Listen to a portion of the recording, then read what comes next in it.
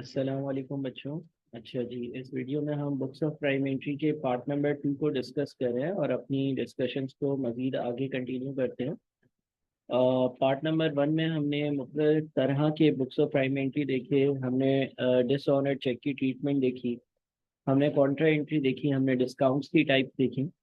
अब हम part number 2 में कुछ और चीज़ें डिस्कस करते हैं, जिसमें से हम आज जो डिस्कस करेंगे चीज़ वो है vouchers as an alternative to day books.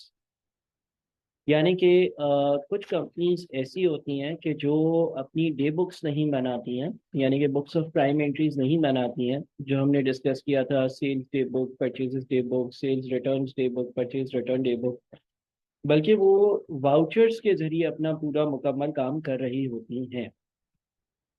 अब ये वाउचर्स क्या होते हैं? नंबर वन, ये इंटरनल डॉक्यूमेंट होता है, यानी कि ये एक्सटर्नल नहीं होते, किसी थर्ड पार्टी को या सप्लायर को या कस्टमर को नहीं दिए जाते, बल्कि अपने अंदरूनी इदारे के अंदर या ऑर्गेनाइजेशन के अंदर रखे हुए रिकॉर्ड्स होते हैं। Acts as a proof of monetary transaction. अच्छा, अब कोई भी मॉनेटरी ट्रांजेक्शन अगर कंपनी में होती है, यानी कि पैसों का आना या पैसों का जाना, रिसिप्ट्स और पेमेंट्स, तो इन इंटरनल डॉक्यूमेंट पर उनकी डिटेल होती है। अभी आप मुख्तलिफ तरह के वाउचर्स देखेंगे तो उस पर लिखा हुआ होता है कि भाई कितनी अमाउंट पे हुई या कितनी अमाउंट रिसीव करी गई थी, किसे रिसीव करी थी, किसको पे करी थी। ये सारी डिटेल्स उस पर मौजूद होती हैं। Supported by bill, invoice and copy of cheque. अब होता यह है कि देखें, वाउचर का अभी मैं आपको फॉर्मेट दिखाऊंगा, उस पर सारी चीज़ें लिखी हुई होती हैं कि भाई इस बंदे से लेट से पैसा आया, इस बंदे का नाम क्या है, कितना पैसा आया, amount in words, amount in rupees, अगर कोई सिग्नेचर की ज़रूरत है तो उस पर सिग्नेचर, और पीछे रेलेवेंट उसकी जो भी बिल है, अगर कोई पेमेंट है तो इनवॉइस या चेक की कॉपी है वो भी अटैच करती है। मिसाल के तौर पे लेट से एक इंस्टीट्यूट है जहाँ पर जो है वो कोचिंग सर्विसेज प्रोवाइड करी जाती हैं, तो बच्चा जब फीस देगा तो हम एक वाउचर बनाएंगे और उसके बैक साइड पर हमने अगर बच्चे को कोई रसीद वगैरह दी होगी, जाहिर है कोई अगर पेमेंट करता है तो उसको हम जो है वो इनवॉइस देते हैं, तो उसकी कॉपी लगी हुई होगी। या फॉर एग्जांपल लेट से कोई बिल पे हो रहा है, खाने वगैरह का, लंच का बिल पे हो रहा है किसी इदारे में, तो उसका एक प्रॉपर वाउचर बनेगा और उसके पीछे पीछे उस बिल की जो है कॉपी होगी या ओरिजिनल बिल होगा जो स्टेपल हुआ होगा वाउचर के साथ। वो इस चीज़ का एविडेंस होगा कि आगे जो डॉक्यूमेंट में बातें लिखी हुई हैं उसके पीछे क्या सच्चाई, मतलब क्या क्या सबूत है इस बात का कि ये एक्सपेंस हुआ था। In computerized systems, a voucher is prepared for each type of transaction before details are entered in the system for automatic preparation of ledgers, trial balance and other reports. अच्छा देखिए, कंप्यूटर्स के आने से क्या हुआ है, कंप्यूटर्स के आने से ऐसा हुआ है कि जो हमारा कंप्यूटर हम यूज करते हैं अकाउंटिंग के लिए, उसमें अगर कोई अकाउंटिंग का सॉफ्टवेयर इंस्टॉल हुआ है, तो सॉफ्टवेयर में आप जब डिटेल्स डालते हो ना किसी भी पर्टिकुलर ट्रांजेक्शन की, तो वो ऑटोमेटिकली सॉफ्टवेयर जो है उसके लेजर्स भी बना लेता है, ट्रायल बैलेंस भी बना लेता है, सेल्स रिपोर्ट भी बना लेता है, सारी चीज़ें ऑटोमेटिक कर लेता है। यानी कि अगर लेट से सिस्टम में मैं ये लिखूंगा कि भाई मैंने आज जो है ना वो 300 रुपए की जो है वो क्रेडिट पर चीज़ें बेची, और सिस्टम में जहाँ पे भी उसका एक तरीका होगा लिखने का उस तरह से लिख दूंगा, तो वो खुद ही डेटर्स का लेजर जो हो गया वो अपडेट कर देगा, सेल्स के लेजर को खुद ही अपडेट कर देगा, खुद ही सारी डबल एंट्रीज पास कर देगा, खुद ही ट्रायल बैलेंस को अपडेट कर देगा, सारी चीज़ें खुद कर देगा क्योंकि ऑटोमेशन आ गई है।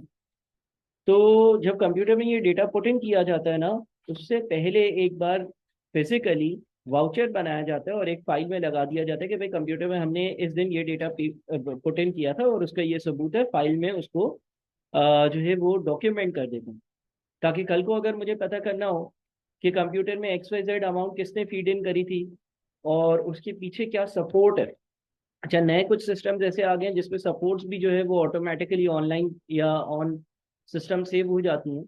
लेकिन अगर आपका सिस्टम इतना एडवांस नहीं है कि जो ऑनलाइन जो है वो बिल्स को या इनवॉइसेस की कॉपीज को या चेक की कॉपीज को जो है वो स्कैन कर कर और उसमें फीड इन कर लेता है, तो आप फिजिकली उसको सपोर्ट में रख सकते हो और वाउचर में डिटेल्स लिख कर और कंप्यूटर में इनपुट कर सकते हो।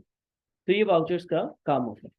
Types of vouchers include sales voucher, sales return voucher, purchase voucher, purchase return voucher, payment voucher, receipt voucher and general voucher. कोई सेल्स की ट्रांजैक्शन होगी, सेल्स वाउचर बनेगा, सेल्स रिटर्न की ट्रांजैक्शन होगी, सेल्स रिटर्न वाउचर बनेगा and so on. ठीक है जी, general voucher यानी कि जनरल जनरल की कोई डबल एंट्री होगी उसका भी वाउचर बनेगा।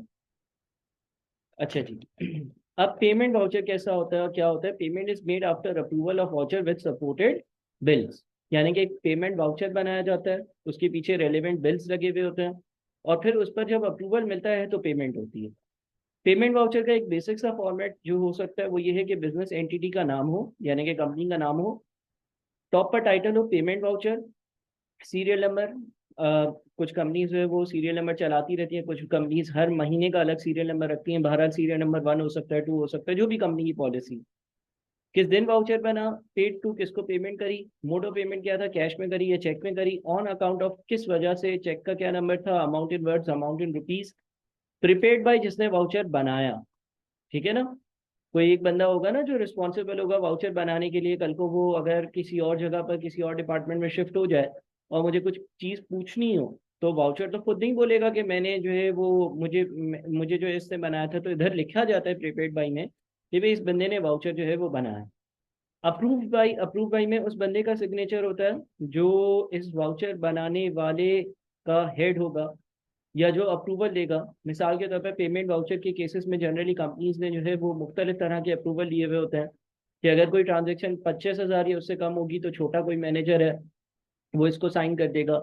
अगर 25,000 से ज़्यादा की ट्रांजेक्शन होगी लेकिन 5 लाख तक होगी तो सीनियर मैनेजर साइन कर देगा, और अगर लेट से 5 या 10 या 15 लाख से ज़्यादा होगी तो CFO या कोई हायर मैनेजमेंट का बंदा होगा जो इस पर साइन करेगा और अप्रूव करेगा कि हाँ भाई हम इस बंदे को पेमेंट कर रहे हैं और हम कैश या चेक में पेमेंट कर रहे हैं, और कैश या चेक नंबर भी हमने चेक कर लिया और यही है, और अमाउंट इन वर्ड्स और रुपीज़ भी यही है, और इस वजह से पेमेंट कर रहे हैं।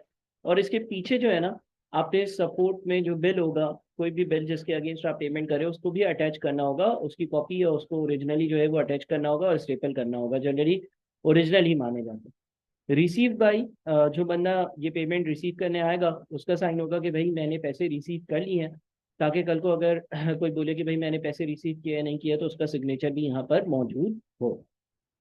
इसी तरह से रिसिप्ट वाउचर है, ये तब बनता है जब आप पैसे रिसीव करते हो, prepare to record receipt of cash and cheques. Again business का नाम होगा, रिसिप्ट वाउचर होगा और तकरीबन उसी तरह का फॉर्मेट होगा। ठीक है? अच्छा, इसमें आपके पास एक तो रिसीव बाय। अच्छा, इसमें सर अप्रूवल क्यों नहीं आ रहा? इसलिए नहीं आ रहा क्योंकि पेमेंट थोड़ी करनी है कोई अप्रूवल करे।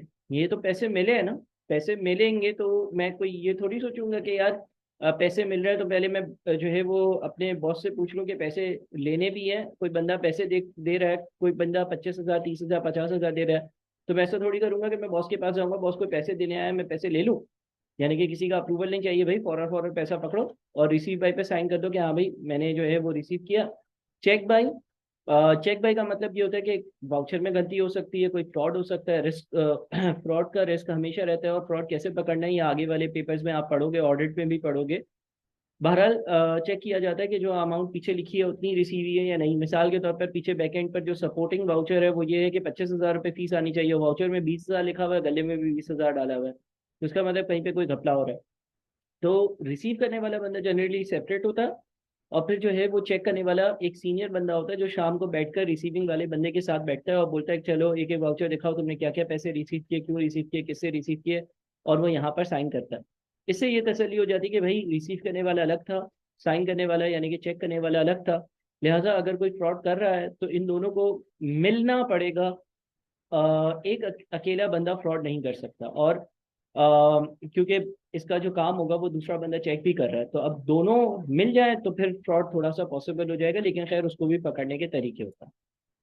इसी तरह से जनरल वाउचर है prepared to evidence the authorisation to record non cash transaction. अगर कोई नॉन कैश ट्रांजेक्शन है, जिस तरह से डेप्रिसिएशन की डबल एंट्री हमने पढ़ी पढ़ी हुई है, depreciation expense debit, accumulated depreciation credit, तो उसका भी वाउचर बनता है कि भाई मैं जो है वो कौन से कोड का अकाउंट जो है वो डेबिट या क्रेडिट कर रहा हूँ। डिस्क्रिप्शन में मैं लिखता हूँ क्या डेबिट हो रहा है, क्या क्रेडिट हो रहा है, कितने अमाउंट से हो रहा है, डेट वगैरह सारी चीज़ें इस पे भी इसी तरह से आई आती हैं। तो ये 3 किस्म के वाउचर्स थे जो कॉमन होते हैं बिजनेस में, और मैंने जो है वो अभी ये डिस्कस कर लिया आपके साथ कि भाई वाउचर्स किस तरह के होते हैं और क्या होते हैं। Thank you.